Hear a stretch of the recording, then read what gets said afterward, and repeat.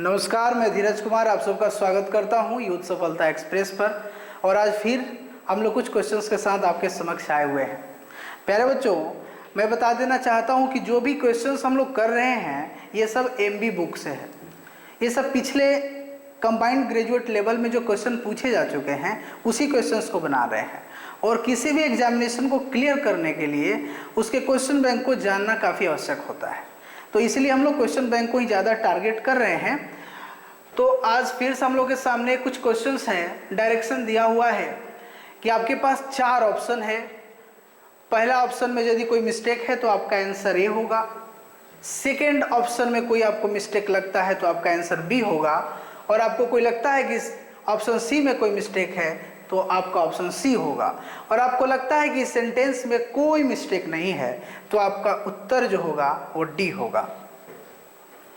तो आइए एक एक क्वेश्चन को विचार कर लेते हैं।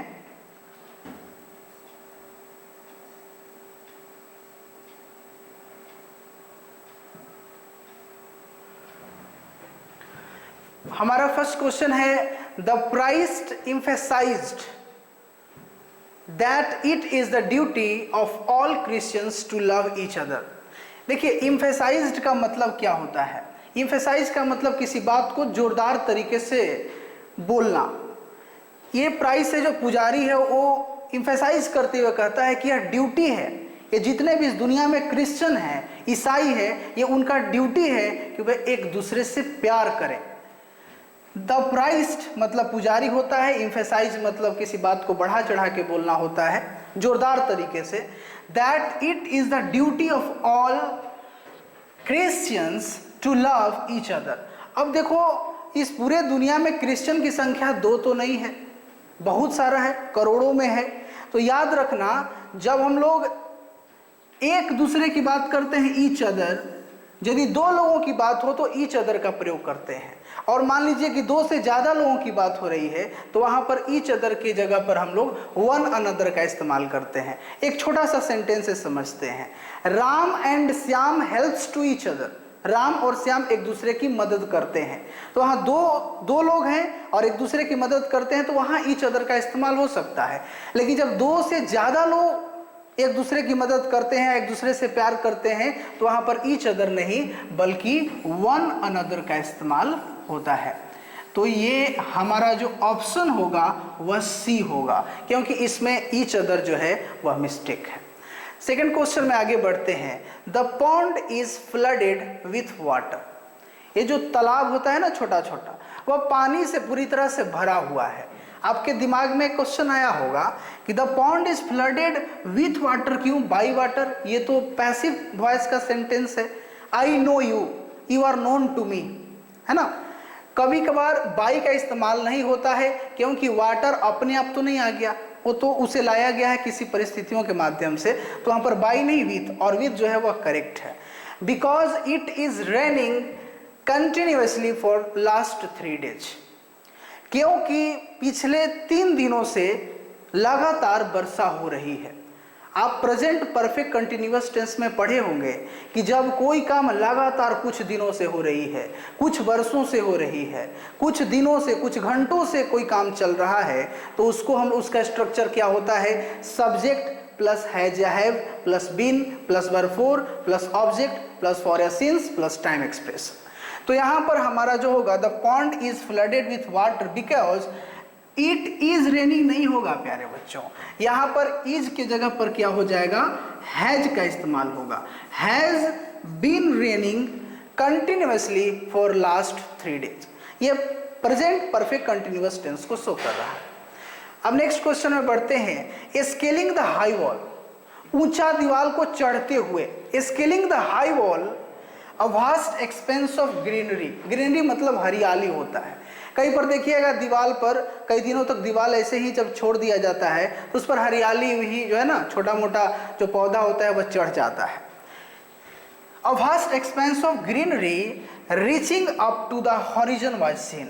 ऐसा देखा गया कि वह उस किसी ऊंचे दीवार के हॉरिजन तक जाकर के, ऐसे मान लीजिए कि एक दीवार है और उसके ऊपर वाला जो भाग होता है उसको हॉरिजन बोलते हैं, वहां तक पहुंच गया था, ऐसा देखा गया।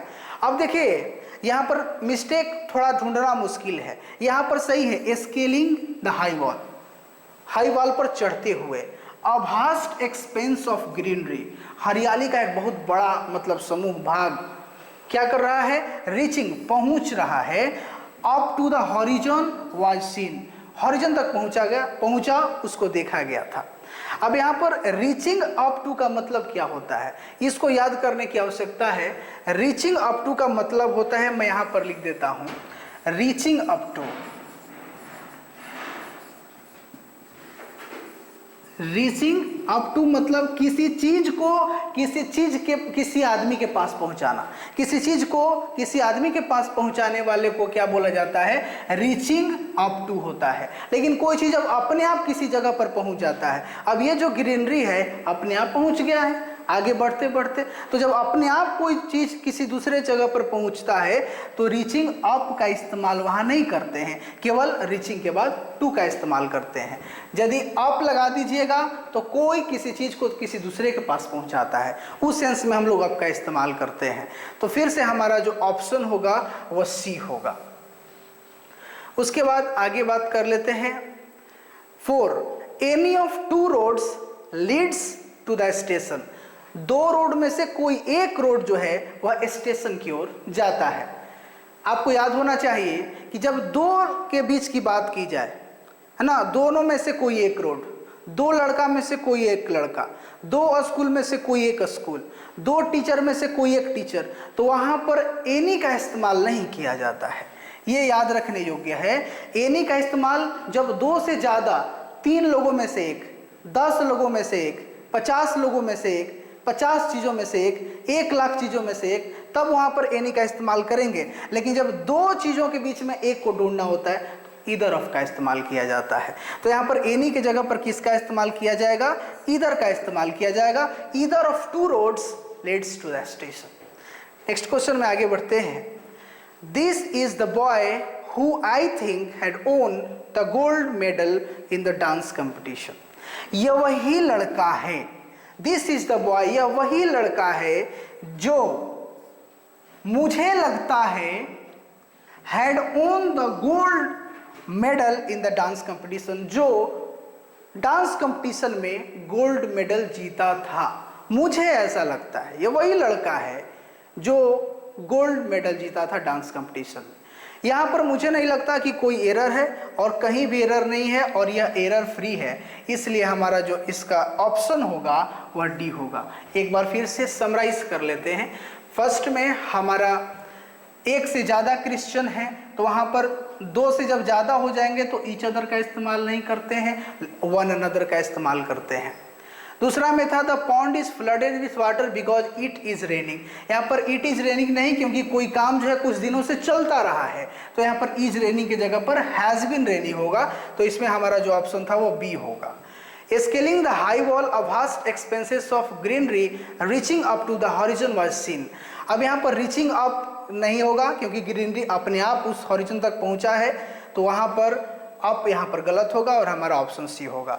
4 में एनी की जगह पर इधर होगा और 5 एरर फ्री है। अब चलिए नेक्स्ट क्वेश्चन की ओर आगे बढ़ते हैं। अब हमारे पास है जो कि काफ़ी हद तक हम लोगों को तंग करता है एग्जामिनेशन में, तो आइए इस पर विजय प्राप्त किया जाए।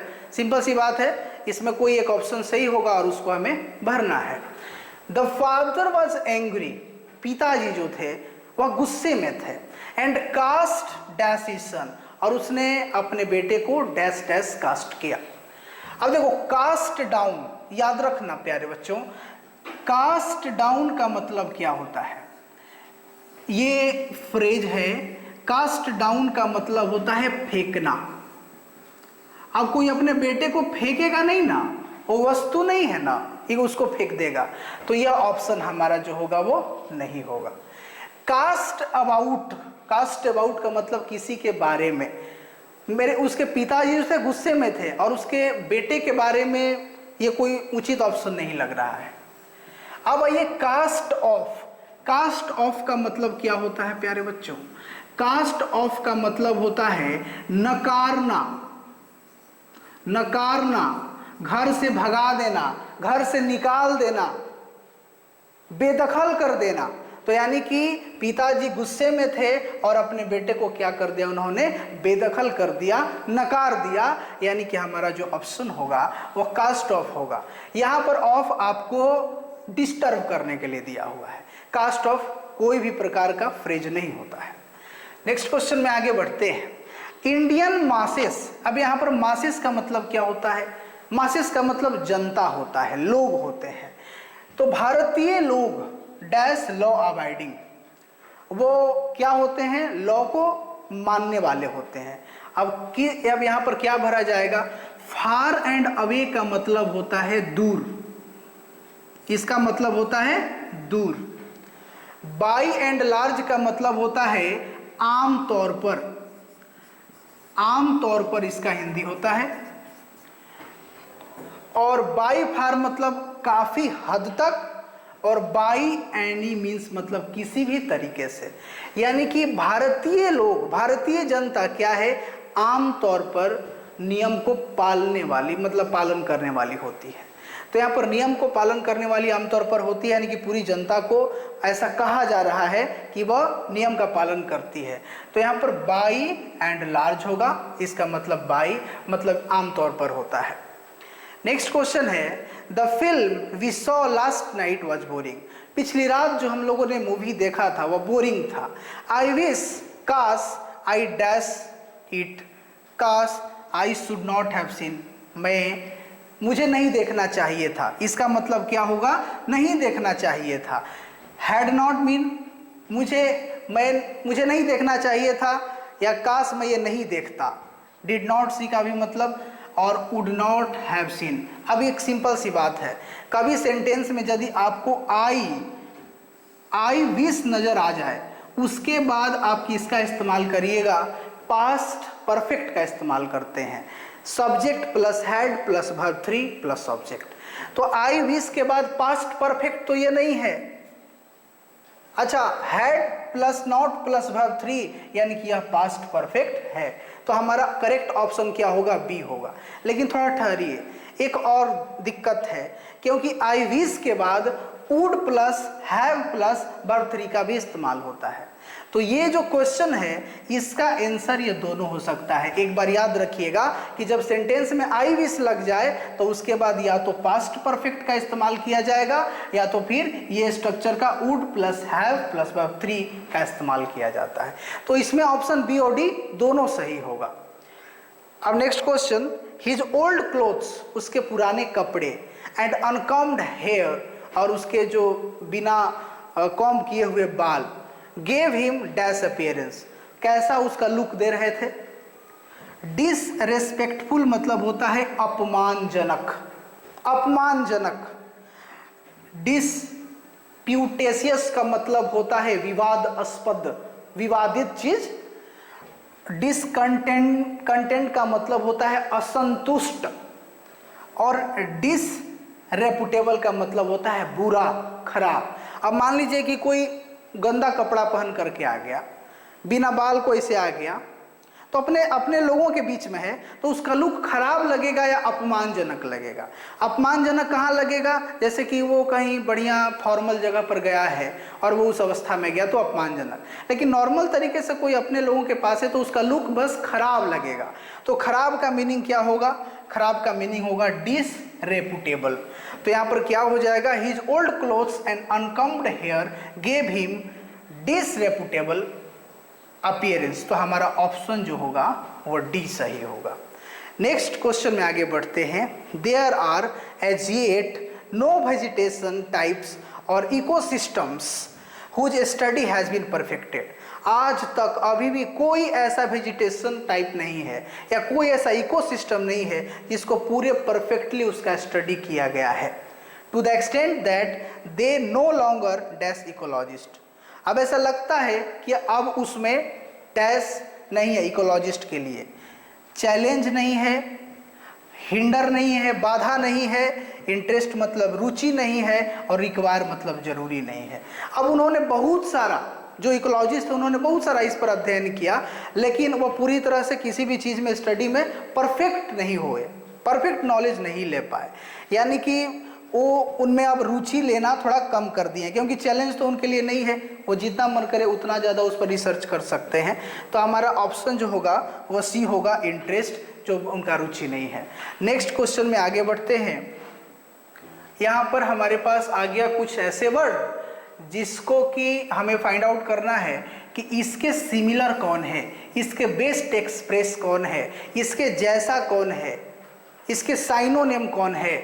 देखो, मॉलिफाई का मतलब होता है शांत करना, मॉलिफाई का मतलब होता है शांत करना।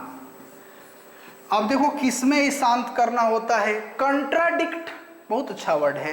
कंट्राडिक्ट मतलब होता है अंतर विवाद, अपने ही अंदर में विवाद, परिवार में विवाद, देश में विवाद, समाज में विवाद, उसको कंट्राडिक्ट बोलते हैं, अंतर विवाद। डिसैमिनेट, डिसैमिनेट मतलब होता है प्रसार करना, हम नॉलेज का डिसैमिनेट कर रहे हैं, प्रसार कर रहे हैं। एसीवेज का मतलब होता है शांत करना, एसीवेज का मतलब शांत करना, और परसिवेट का मतलब राजी करना, किसी को मना लेना, किसी को फुसला लेना, उसका मतलब परसिवेट होता है। तो इसका जो रिलेटेड वर्ड है वह एसीवेज होगा, हमारा ऑप्शन सी करेक्ट होगा। Next question, obstacle. ऑब्स्टिकल मतलब होता है बाधा, किसी भी चीज में बाधा। हमारे करियर में भी कोई चीज आ गया उसको भी बाधा, जैसे बहुत सारे लोगों के करियर में अभी कोरोना जो है वह बाधा की तरह है। नीतीश कुमार के मुख्यमंत्री के बाधा के रूप में चिराग पासवान है कि नहीं। तो ये सब कोई भी बाधा हो सकता है। अब आइए, डिनोमिनेंट। डिनोमिनेंट का मतलब होता है कोई फिल्म का जो लास्ट भाग होता है ना, जो काफ़ी ज़्यादा इंटरेस्टिंग पार्ट होता है, लास्ट भाग, किसी भी नाटक का जो लास्ट भाग होता है उसको डिनोमिनेंट कहते हैं। प्रोग्रेस मतलब होता है प्रगति करना। हिंड्रेंस मतलब क्या होता है, बाधा होता है। हिंड्रेंस का मतलब भी होता है बाधा। और सीजेशन का मतलब होता है अंत, किसी चीज का अंत। तो ऑब्स्टेकल का भी मतलब बाधा होता है और हिंड्रेंस का भी मतलब बाधा होता है, यानी कि सेकंड का भी जो हमारा ऑप्शन होगा वह हिंड्रेंस होगा, बाधा होगा। अब आइए थर्ड, ऑडेसियस। ऑडेसियस मतलब होता है साहसी, ऑडेसियस का मतलब होता है साहसी।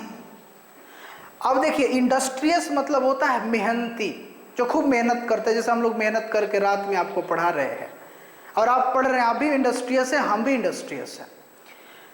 अनकेयरिंग, अनकेयरिंग का मतलब ध्यान नहीं रखने वाला, जो ध्यान नहीं रखता है ना अपना ना किसी और का, अनकेयरिंग है, ध्यान नहीं रखने वाला। और बॉइस्ट्रस का मतलब होता है शोरगुल, उथल पुथल, है ना, हल्ला गुल्ला, उसको बॉइस्ट्रस कहते हैं। और डेयरिंग का मतलब होता है, डेयरिंग का मतलब वो डेयरिंग आदमी, डेयरिंग पर्सन, साहसी आदमी। तो यह भी, इसका भी मतलब जो हो गया हमारा वो साहसी हो गया, यानी कि ऑडेसियस का मतलब डेयरिंग भी हो सकता है, और हमारा ऑप्शन डी जो होगा वह करेक्ट होगा। हम लोग ये काम को कर रहे हैं और उम्मीद करते हैं कि इससे आपको फायदा हो रहा है, लेकिन आपका कुछ सुझाव होगा वो हम लोगों के लिए काफ़ी अच्छा होगा और हम लोग बेहतर कर सकते हैं आपके लिए। यदि आपको ये वीडियो अच्छा लगे तो आप इसे लाइक ज़रूर करिएगा। Thank you so much for watching this video.